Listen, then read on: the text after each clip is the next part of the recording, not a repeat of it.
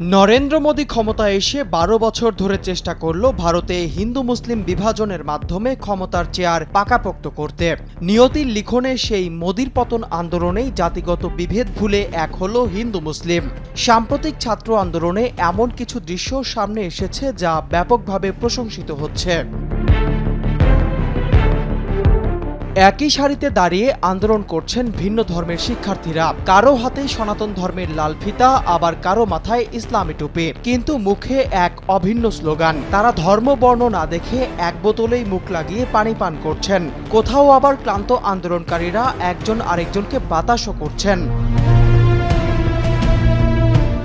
এটা প্রমাণ করে ভারতে ধর্মের দেয়াল পেরিয়ে তৈরি হচ্ছে এক নতুন প্রজন্ম, যারা রাজনীতিকদের কুটচালে পা না দিয়ে একসাথে চলতে পছন্দ করে। দরকার হলে তারা এক হয়ে সরকারের বিদায় ঘণ্টাও বাজাতে পারে।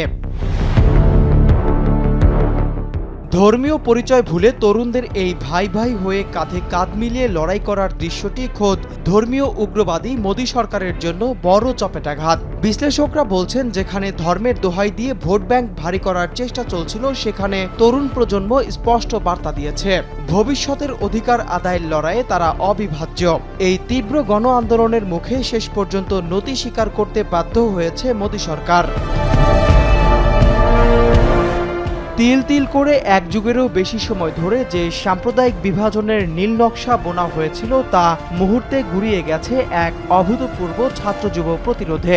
ভারতের মেডিকেল ভর্তি পরীক্ষার নজিরবিহীন প্রশ্নফাঁস ও শিক্ষা ব্যবস্থায় দুর্নীতির বিরুদ্ধে ফুঁসে ওঠা এই আন্দোলন মোদী সরকারের বিভেদগামী রাজনীতির কফিনে শেষ পেরেক।